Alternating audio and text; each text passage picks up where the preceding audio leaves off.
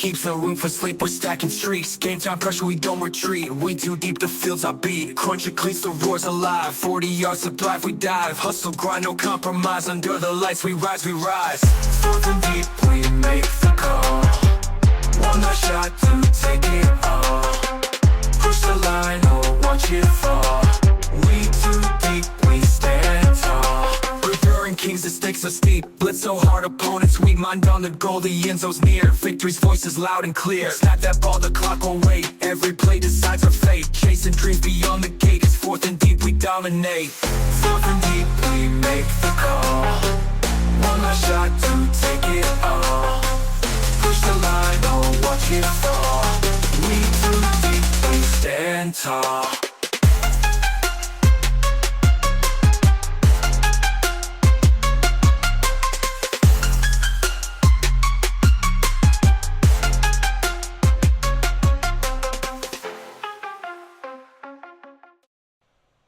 What is good, everybody? It is your boy WETOODEEP, and we are back with another episode. But we're going to pause for a minute. We got some housekeeping. I'm sure you guys have noticed, if you're on the YouTube page, something changed here. If you're, listening to this on audio, something changed here, and that is what happened. So let's break this down. So this what was known as the Slapping Meat Gridiron podcast is now going to be known as the 4&D podcast, presented by or hosted by WETOODEEP, which is me, right? And so let's explain why the change in branding. So when I decided to do a football podcast, it was, I wanted to name it something that was consistent with the brand that I had with my wrestling podcast, which was was known as Slapping Meat Wrestling Podcast, which, is 309 episodes in, and thoroughly enjoy doing that show.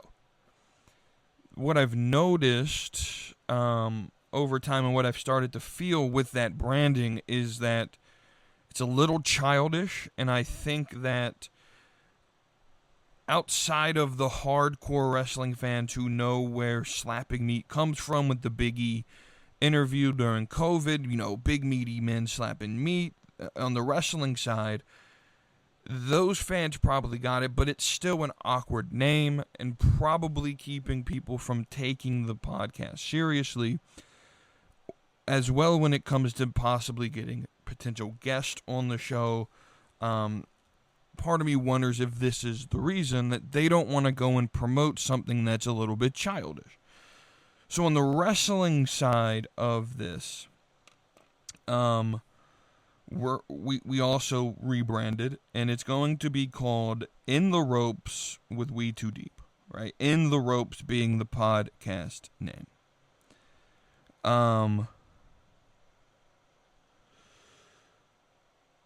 And that'll officially take place still on Tuesday nights. No episode on Friday for that show. And so we'll jump back into that on Tuesday night. And so this first episode, I know this is a long, housekeeping thing.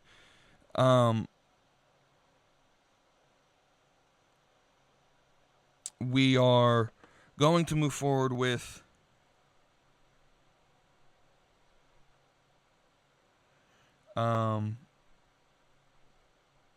doing 4&D being the podcast, and the branding is WETOODEEP, myself as the brand. And so with that being said, I don't think it's super, in depth as to why I chose the name. 4&D is going to be the name, and then on the wrestling side, it will be In the Ropes with WETOODEEP. And so with that, now that I've taken enough of your time, let's jump into today's episode. And what I wanted to do with today's episode is, as we're about a week away from the regular season opening, I wanted to come in and present an episode of my hottest takes going into the regular season on what I think is going to happen in 2025 for the NFL season. We're going to start with one that's further down the list that I wrote down, but I'm going to go ahead and jump to it first, because the original hot take when I wrote this on I think it was Tuesday or Wednesday when I was planning this out and was writing down some of these takes, my initial take was Micah Parsons will not be a Cowboy for the whole season. Well, little did I know, prior to me being able to record this, he would get traded. So that's where we're going to start with this episode. My hot take was correct. I think this was the easiest, the least hot of the takes. And so what I want to discuss with this is going over the trade. So here's the trade. Green Bay Packers get Micah Parsons. They re-sign him to a 4-year deal worth about $47 million per year. I don't know all the full details of signing bonuses and all of that, but it's 4 years, $47 million per year, which, let's just talk about that price. Well overpaid. Well overpaid. And what this does is it's going to do one of two things. It's either going to inflate the edge rusher market, or it's going to create a market where teams don't feel like they need to pay these type of players, and they'll just let them walk. And some teams will reach, like the Packers did here, and pay some of these players. But I think this is going to be interesting. On, if we go back a couple to episode 2, where I talked about why I don't think the Patriots dynasty can be repeated, and I mentioned just the current system of how the NFL is run. This is part of what I was talking about. Players are making more money than they are actually worth on the market, inflating markets. You look at things going on now, like the Packers are not going to be in the market to get key players around Jordan Love, because they have pretty close to 25% of their salary cap going to be in Micah Parsons starting next year, right? You look at something like, I talked about the Chiefs. The Chiefs are going to be an interesting spot in the cap market, because Mahomes' contract goes to $78 million cap hit next year, as well as Chris Jones, I think, is hitting in the $40 or $50 million. And so you got pretty close to half your cap in those two players. It's going to be interesting to see how Kansas City navigates that situation. But Micah Parsons is now a Green Bay Packer. So now what I want to do is just break down. Here's the hot take that comes out of this. The Dallas Cowboys won the trade. We have to think logically. Like, I know the Cowboys fans are going to overreact and say, well, we just traded the best player on our team. Well, I want to look at what you got back in return. You got Kenny Clark, which, as a defensive tackle goes, top 5, top 6, 7 in the league, right? He's a really, really good. At first, when I saw the deal, before I knew the player, I assumed they traded an offensive lineman, because the rumors that I was being told was that the Cowboys wanted 2 first rounds and a young guy on the line. And it wasn't sold on offense or defensive line, but I assumed the offensive line. And so my assumption immediately went to someone like a Sean Ryan or a Zach Tom before the full deal was announced. And then it comes out, oh, no, it's Kenny Clark, right? So the Cowboys get Kenny Clark back, who I think is set to make $26 million this year, $31 million next year, and $20 million the year after that, which isn't bad for his position, right? That is the Michael Parsons money with less of the attitude. But here's the bigger part. You get 2 first-round picks, right? Which potentially can buy you players in key positions on your team for the future, for the next 5 to 6 years, right? And so I think when it's all said and done, I think the Dallas Cowboys won this trade. Now, I think they're going to be noticeably worse on defense this year, right? I think there's going to be a noticeable difference on that defense. But I think over time, with the 2 first-round picks and with Kenny Clark, I think you win the trade here. I overreacted personally on my fantasy team and went and picked up Green Bay's defense. I like Green Bay's defense. I liked Green Bay's defense before Michael Parsons. I'm pretty certain I had Green Bay's defense last year in fantasy and did pretty well. I won the championship. Here's why I like Green Bay's defense before the trade. You had Kenny Clark. You had Rashawn Gary. You have Xavier McKinney. Some very solid players on that team. Yet Lucas Van Ness is on the team. He's pretty good, right? So my initial reaction to the trade was there's no way they, again, under the impression that they traded a young offensive lineman to the Cowboys. There's no way they just gave the Packers another weapon up front, thinking that the front 4 would be Parsons, Van Ness, Rashawn Gary, and Kenny Clark. Obviously, that's not going to be the front 4.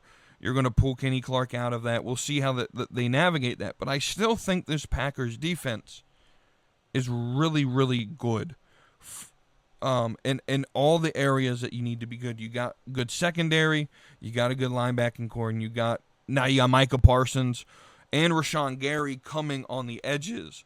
And so I think this Packers defense is going to be good. And that's just where I'm at with it.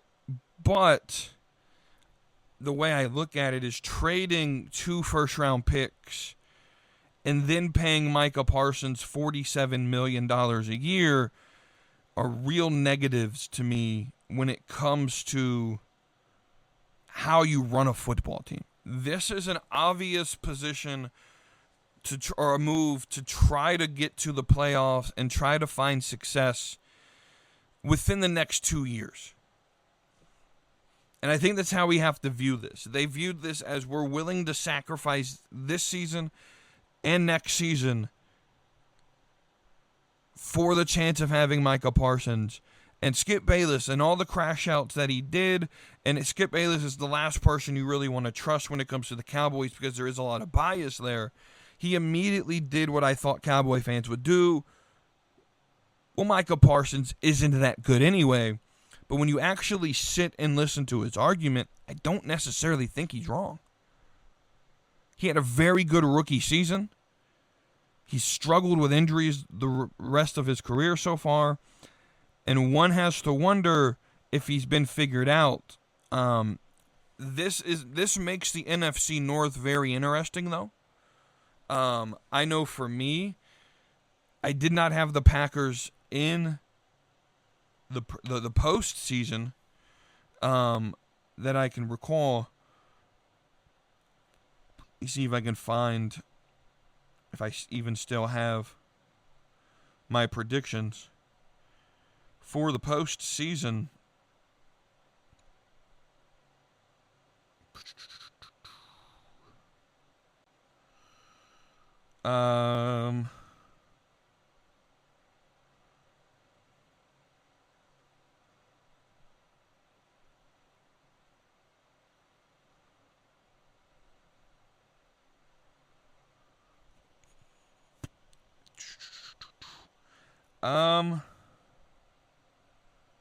Here they are. Okay. So yeah, I did not have the Packers in the playoffs going into this season. You know, as we look now, I had Detroit winning the division. And I had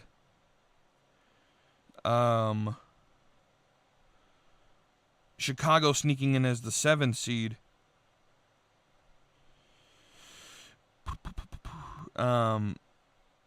And that is where I had them. I'm trying to see if I could find what I had. I think the Packers I had somewhere around 8 and 9, 9 and 8.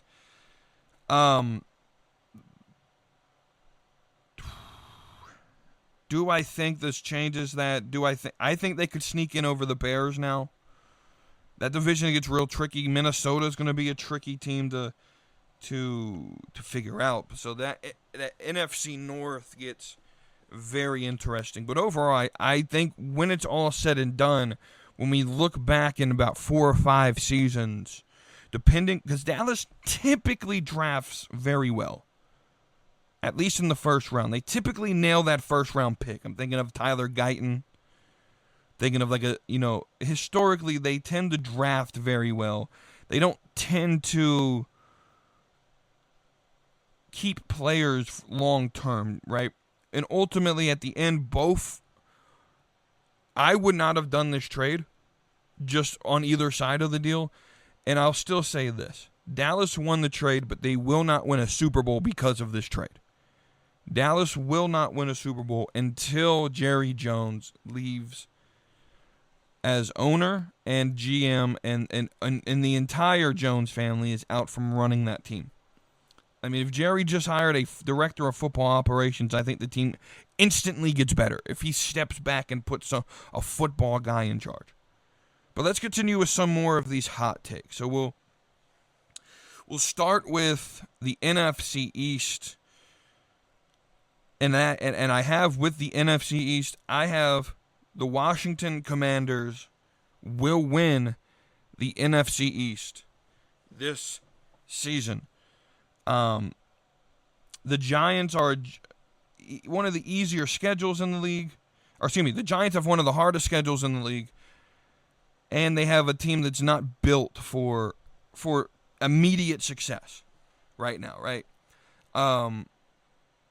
Following along with the Giants, I think within the first 8 weeks of the season, Jackson Dart will be the starting quarterback of the Giants. DeVito's gone now. You got Jameis and Russell Wilson essentially for 1 and 2, and then Jackson Dart, sitting in there. But I think by week 8, Jackson Dart will be the starter. But we continue looking at why I think Washington wins the division this year. You look at, Dallas obviously is going to be like a 4 or 5 win team now. I had them competitive up until this Michael Parsons trade. And the overall thing is a lot of people say, well, what about the Eagles? And I look at the Eagles, and yes, they're a very good team. I don't think they're as good as they were last year. And what I see in the Eagles is they have to, they play on the road in Kansas City week 2, on the road in Tampa in week 4. They have to play the Broncos, which is going to be a tough game, right? They got to play in Green Bay. That's going to be a tough game in Green Bay. They got to play the Lions, right? They got to play the Commanders twice, and they got to play the Bills in Buffalo. This schedule is not favorable to the Eagles. Realistically, I see the Eagles with 11 to 12 wins, right? I think they win some of the games I just mentioned. I think Washington sweeps them, right? 100% believe that. I think there's a chance that Buffalo could beat them. Depends on where Buffalo is with the AFC East. If they have that locked up going into Week 17, I don't think that they will play a lot of the starters, where I think Philly will be in a situation where they will have to play the starters. So I think Philly could win that game. It just depends on what records and stuff look like. Speaking of the AFC East, let's go up there a little bit. While I do believe Buffalo wins the division, realistically, I think the Patriots will be very competitive this season and will make the playoffs.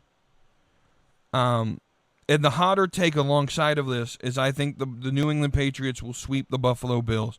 They will beat them week 5, and I think we play again week 14 or 15, and the Patriots will sweep the Buffalo Bills this season. I think we'll beat the Jets both times, and honestly, I think the Patriots win all 6 games in the AFC East this year, and all of their trouble games are going to come outside of the division. Obviously, Buffalo is going to be trouble games. I'm not going to say like that piece of cake, but I think we win those games. I think the games where the Patriots could potentially lose are games outside of the division. So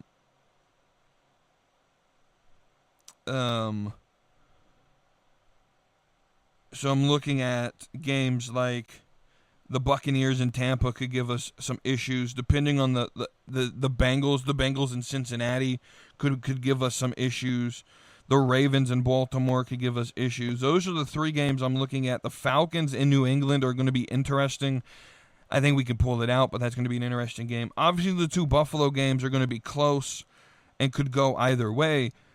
But I have this gut feeling that McDaniel's coming in, first full season of Drake May, brand new left tackle, Will Campbell, that's a stud, Travion Henderson, a stud, receiving core that's, not elite, but better than it was last year, led by the veteran Diggs and the veteran Matt Collins, and then you get someone like DeMario Pop Douglas.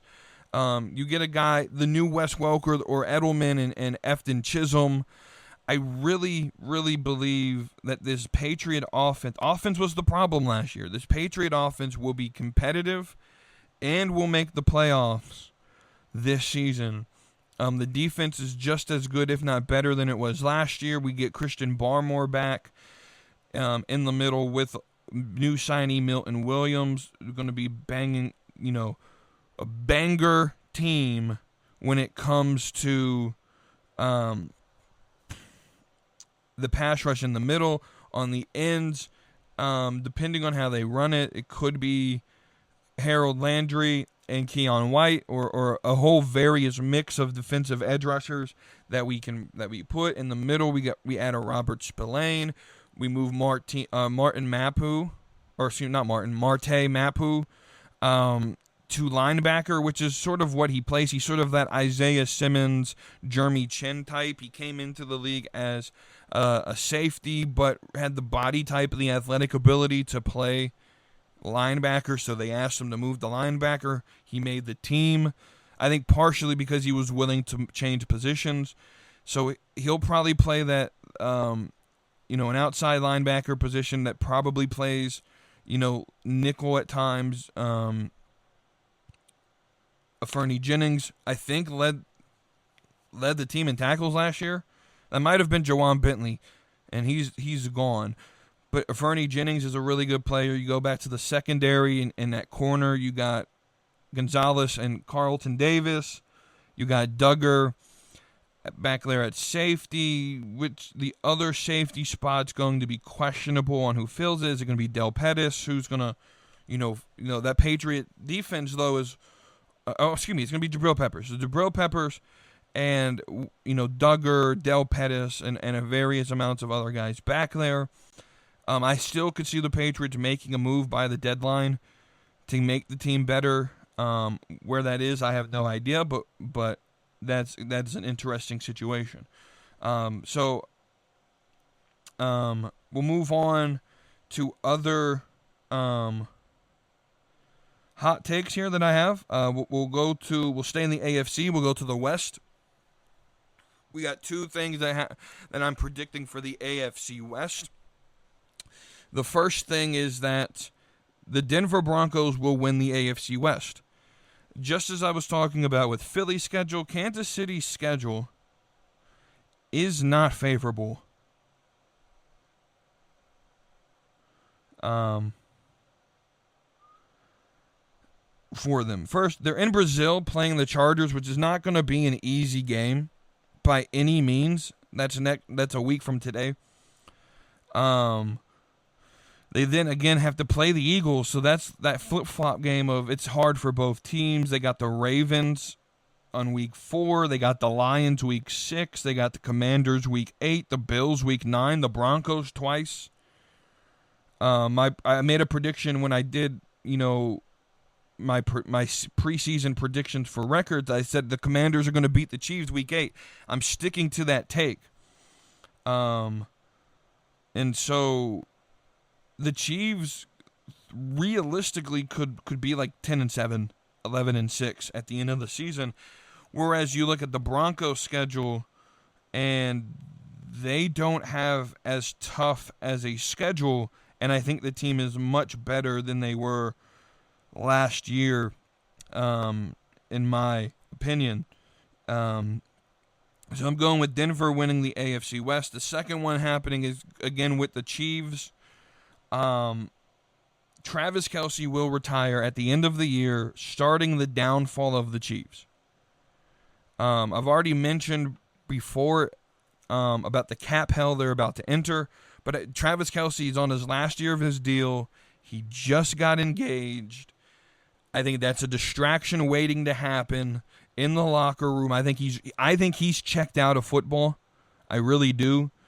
It wouldn't surprise me if he gets hurt at some point and just sort of disappears, or something happens. Again, it could, you could play Taylor's going to be the halftime show, the Super Bowl, so the Chiefs are going to the Super Bowl because we need that moment, and that moment's only good if the pop in the question happens at the halftime show in the middle of the field, or the Chiefs win the Super Bowl and then Taylor goes down and he pops the question at this. That's what that moment is for. But the moment already happened. He popped the question before the season started. And so to me, I don't think they're going to try to script the Chiefs to the Super Bowl. I think the Chiefs will make the playoffs, but I do think Denver will win. I think Kelce retires at the end of the year. I think potentially we could see Andy Reid gone at the end of the year. And the Chiefs are going to start this slow downward turn towards mediocrity if they can't rebuild. Because they don't really necessarily, in my opinion, have a team around them. They're 6 weeks without Rashee Rice this year, which, again, if we go back to the Chiefs' schedule, the first 6 games of the Chiefs' schedule that Rashee Rice is going to miss, quite probably the best offensive player on the team. You look at who the Chiefs are missing this season, and the games they're going to miss them in. Chargers, Eagles, Giants aren't bad, but Ravens, Jaguars, Lions. So Lions, Ravens, Eagles, Chargers are going to be really tough games the first 6 weeks of the season. And to not have arguably your best offensive player. Pat Mahomes is, 10 years into his career. He's starting that downward turn towards mediocrity. Is Travis Kelce going to be good? Is it there going to be distraction with Taylor? There's a lot of questions for the Chiefs to answer, right? We're going back to the NFC. We're going to go to the North, the AFC North, which we kind of talked about with the Packers. I'm going to say this with Detroit. Detroit will be the best team in the league this year. Not just stat-wise, but record-wise. I didn't make an MVP call, but I'm almost tempted to make a bet that Jared Goff wins MVP this year. But I'm not 100% sold on that. I don't like making award predictions because you never know what's going to happen, right?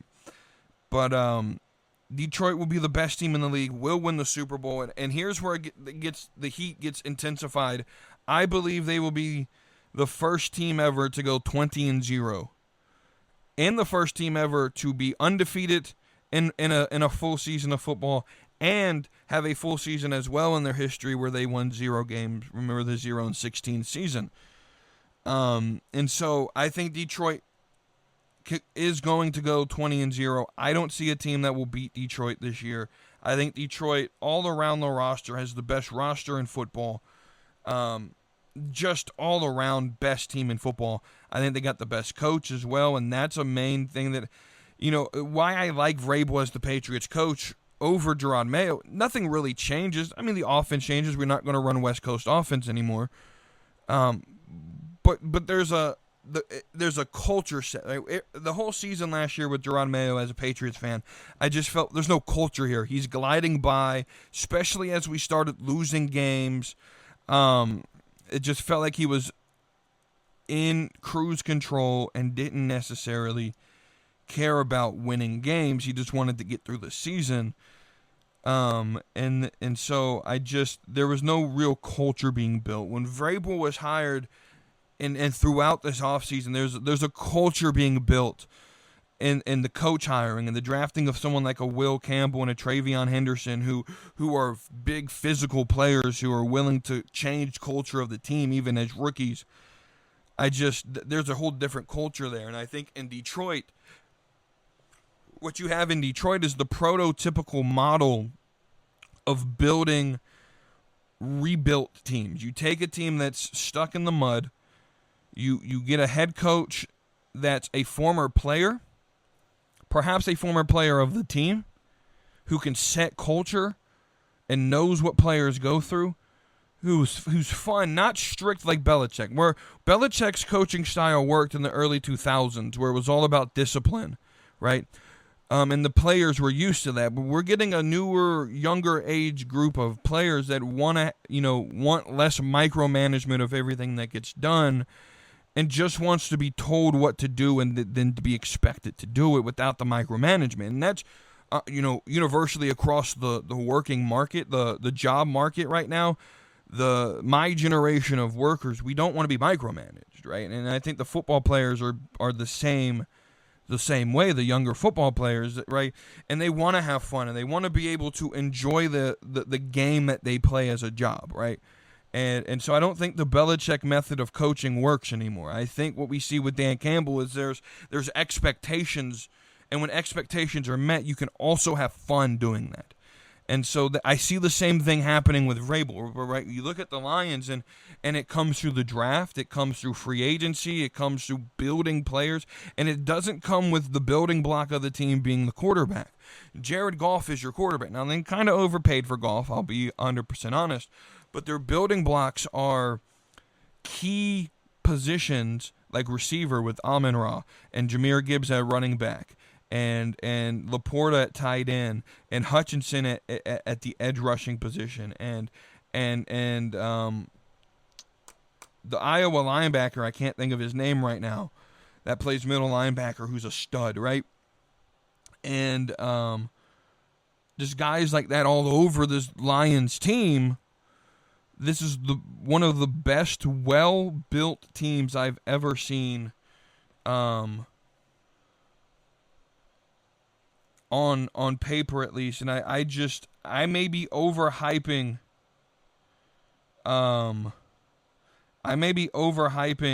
the Lions right now, but I really like this team. I really believe if there's any team that's going to go 17-0 and potentially 20-0 on the way to perfection, it's going to be this Lions team. Again, I'm looking at Alexander Anzalone's a stud. Jack Campbell's who I was talking about over there. You get Taylor Decker at offensive tackle. Jahmyr Gibbs, of course, right? Graham Glasgow, Penei Sewell, Aiden Hutchinson, Sam Laporta. Even someone like Avonte Maddox is a really good safety in need of situations. Jahmyr Gibbs, I've always said the best way to run a running offense is to have two really good running backs, and that's what they have if you had David Montgomery, right? Amon-Ra, Khalif Raymond at receiver, DJ Reader's in the middle of the defensive line. You just look at some Jamison Williams. You just look at the team as they're built. Rock Ya-Sin is a stud of a player, right?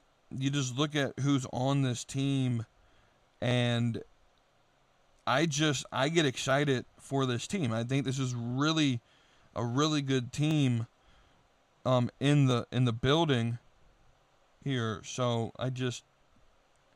Look, I could be completely wrong, right? Two more for you, and then we'll send this thing home. We'll go out west again for the NFC, and here's my hot take: if they can stay healthy, I'm in the NFC West. In the NFC West, I'm tired of hearing about Seattle. I'm tired of hearing about the Rams. I'm tired of hearing about the Cardinals.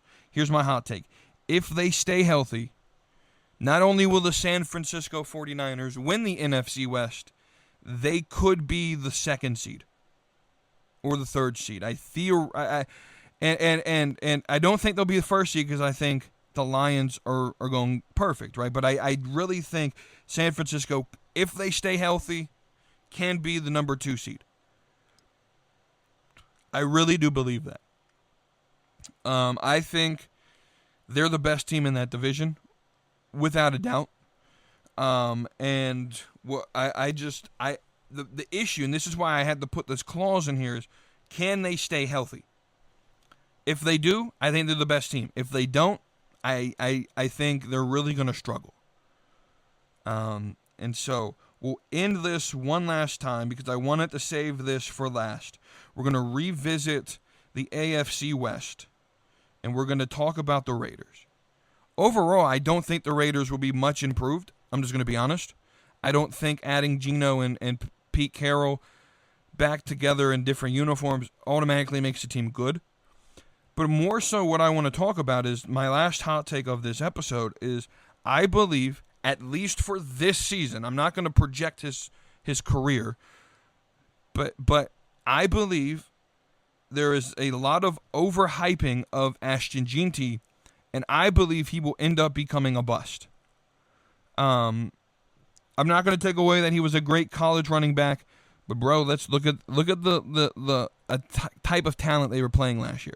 I mean, Boise State came on last night against Southern Florida, USF, the Bulls, out there in Southern Florida, and got absolutely mollywopped without Ashton Jeanty. That team, and we all knew this. Everyone was surprised. This is why I was surprised when they were ranked 25th preseason poll. Was everyone knew when Ashton Jeanty didn't play, that team sucked. Like, absolutely was the worst team I've ever seen make the playoffs without Ashton Jeanty. With that being said, Ashton Jeanty's only played like 3 really hard teams in his entire college career. Sure, he helped them beat Oregon or play really tough against Oregon. I don't remember if they won or not with that game. I think here's the thing with college football, right? And I think it was Patriots tackle Will Campbell who said this. When you're playing college football, there are levels to this, right? So everyone who plays college football is the best players from their high school. But then you get to college, and if you play for Boise, right, and you go up and you play Alabama, you might be the best team at your high school playing for Boise, but they got the best team and the best players, not just in their high schools, but in the nation in high school, right? And there's levels to this, right? And you know when there's a bad player, when you get to the pros, that's the top 1% of the top 1% of athletes that play football, right?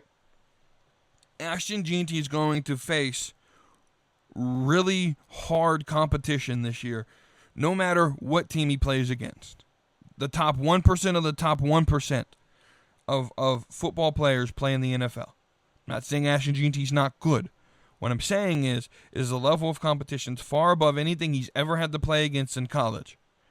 And I think he's going to struggle this year. Doesn't mean he won't figure it out in his career. I just think I think everyone's overhyped. I know there's someone I'm going to talk about, my brother James, who in 2 of his fantasy leagues that I know drafted Ashton Jeanty really early in the draft, and he's being average picked in the top 20. And I think that's absolutely insane for a guy who has never taken an NFL snap in the regular season to put that much hype in that player. I think we're overhyping him, and I think he's going to be the most dropped fantasy football player in the first half of the season. 100% believe that. I think there's going to be a wake-up call when he plays New England week 1. Now, look, he could run all over New England and prove me wrong. And right? And he might be able to do that next Sunday. I don't think he will.